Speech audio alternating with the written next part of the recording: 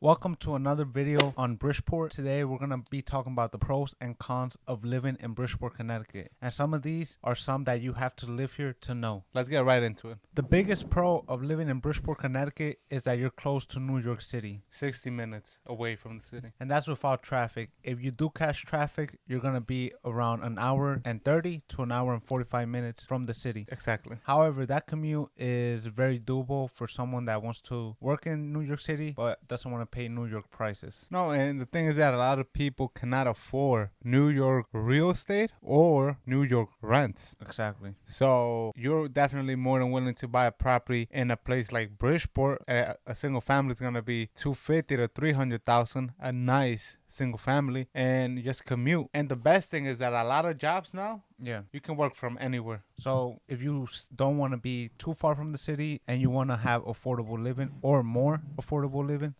then Bridgeport, Connecticut is definitely a good place. What about the train? How far is it in the train? So Bridgeport is connected straight to New York City. Okay. And what I mean by that is you get one train from Bridgeport and it takes you all the way to New York City. Yep. Without having to get off that train or do anything else. And they have a few options. So they have the option with more stops. Of course, that one is cheaper, but you're also going to spend less money. Exactly. And they got some other options where the train doesn't do that many stops and it's a lot faster. You got to pay a little bit more, but it's a lot faster. And another big thing is transportation in Bridgeport is great. You have so many buses. You have a lot of taxis. It's very easy to get around Bridgeport, Connecticut. And the reason that transportation is so good is because the population in Bridgeport, Connecticut is high. So public transportation is a must in highly dense areas. And Bridgeport, Connecticut is a very dense area. A lot of people live in Bridgeport, Connecticut. And that's a pro and con for some people. Some people, they don't want to be around a lot of people. And other people, they cannot live without a lot of people around them. Mm-hmm.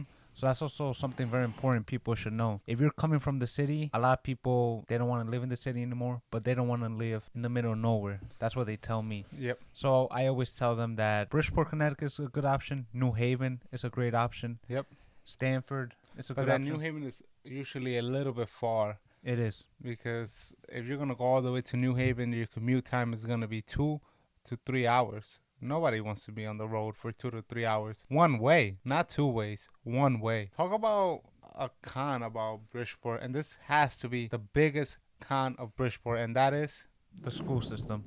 So Bridgeport has very nice places, but the thing that Bridgeport doesn't offer is a good education system. The school system in Bridgeport is not the best. It's out of 10 is rated as a 1. Some places are a 2. The school system in Bridgeport, Connecticut is definitely not something that you're going to come home and brag about. It's not the best schools. That's why people that can afford to move to Stratford, which is a little bit more expensive, usually move to Stratford, Connecticut, because in Stratford, Connecticut, you are going to get good schools. And the areas are also quieter. About how much is it the difference between a single family, the average single family in Bridgeport, and the average single family in Stratford? If you were going to pay $250 for a single family, that same house in Stratford, Connecticut is going to be $280,000 to $300,000. So about 30 to 50K more for the same house. Exactly. But if you have a family, you have kids that are still going to school, then I definitely think it's a good upgrade. Because for $30,000 to $50,000, now your kids are enrolled in good schools. Yeah, we actually own 2 houses in Stratford, Connecticut, so we know the area very well. Another huge pro about Bridgeport, Connecticut, and a lot of people from New York are finding out, is that Bridgeport, Connecticut is great for investments, especially 3 families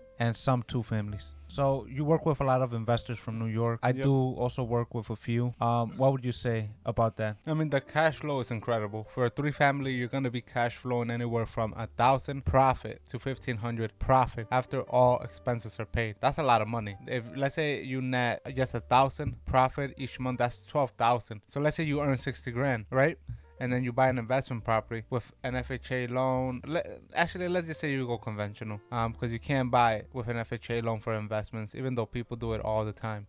That's another $12,000 extra a year. So if you're making 60, now your income went up by 20% just by owning a multifamily. Exactly. Which is insane if you really think about it. So multifamily investing is great in Bridgeport. There's also some hot areas like New Haven. I do some work there. And then you do a lot of stuff in Waterbury, right? Yeah, Waterbury is also one of those places that is very good for investments. A lot of people know about Bridgeport, but not a lot of people know about Waterbury. And the thing about Waterbury is you can cash flow a little bit less, maybe like $50 to $100 less, but you also pay like 33% less for the same property. So the cash on cash is higher in Waterbury, Connecticut. Exactly. Okay. And the thing that people don't realize is that Connecticut has a lot of good places to invest, but you also got to know where to invest. You have to. The thing about people who invest in New York, they're not investing for cash flow. They're investing for appreciation. Yep. So that's very different because in New York, you're going to be losing a little bit of money every month. But in Connecticut, especially Bridgeport, Waterbury, you're actually making money every month. So it's very different types of investments. And some people like appreciation and some people like cash flow. And the reason that they invest for appreciation is also for tax deductions in New York. But why wouldn't you want to get some cash flow and still get the same tax deductions? Exactly. In Connecticut, it doesn't make a lot of sense once you look at that from the numbers. Now you're gonna hear a lot of people saying, oh, but it's New York. New York is New York. Okay, keep saying that. At the end of the day, the real smart investors, what they care about is how much money is in their bank account, not if they're invested in New York or Connecticut or any market. Exactly. The numbers where it makes more sense, that's what really matters at the end of the day. Yep. This is the second biggest con of Bridgeport, Connecticut, and that is the traffic. The commute to New York City is usually 60 minutes, but if you work a regular 9 to 5, then you're gonna catch traffic, and that commute is gonna really be an hour and 30 minutes to an hour and 45 minutes. Yep. So the traffic almost double your commute time. Traffic is insane in Connecticut, and it wasn't always like that. It used to be that traffic started from Fairfield. You always usually call a little bit of traffic in Fairfield, then there wasn't that much until Stanford. Now there's traffic starting from like Stratford almost. Yeah, I started to see it's traffic. Insane. So traffic is starting from Stratford, which is like another 10 minutes down from Fairfield. So the traffic is getting insane. The market for rentals is insane. Yeah. If you have a nice rental, you can basically charge even above fair market value. That's what I've been seeing in Bridgeport. In the North End, Black Rock, now they're trying to charge $2,000 for 3 bedrooms when usually it was $1,700 to $1,800. Exactly. So that's a big increase. That's a $200 to $300 increase. Rents went up a lot. The people that have been invested in Bridgeport for like the past 5 years, you guys look like geniuses. Because right now you paid basically $200,000 for a property that right now is worth $400,000. Yep. And rents back then were around $1,200, and now you're getting $1,500 to $1,600 for each unit. So you guys made a killing. I wasn't invested in Bridgeport back then. I wasn't able to buy property back then. Sadly, I wish I would have bought as many properties as I could have back then, but I didn't. But now we're buying. So yep. I'm excited, even though right now the prices are higher. It is what it is, you know. I mean, I'm not gonna stop investing just because of that. Another big pro of Bridgeport, Connecticut is the cost of living. And a lot of people coming from New York, they think that it's a fire sale.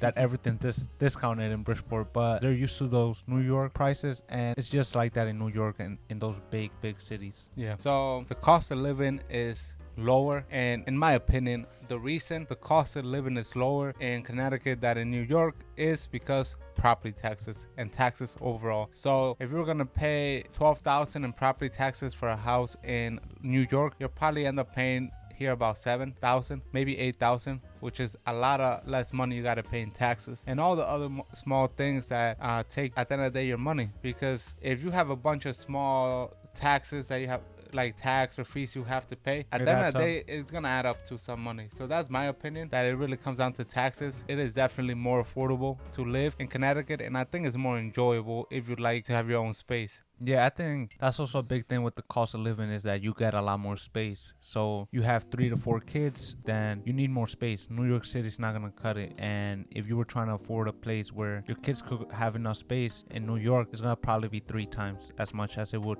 buying in Bridgeport, Connecticut. We talked a little bit about the taxes, but that's a big con of Bridgeport, Connecticut, because even though the taxes are not as high as in New York, the taxes in Bridgeport, Connecticut are high compared to other places in Connecticut. Yep. So the taxes in Bridgeport, let's say compared to Shelton, what's the difference? In a single family in Shelton, you're going to be paying, let's say, a normal house, probably $4,000 to $5,000.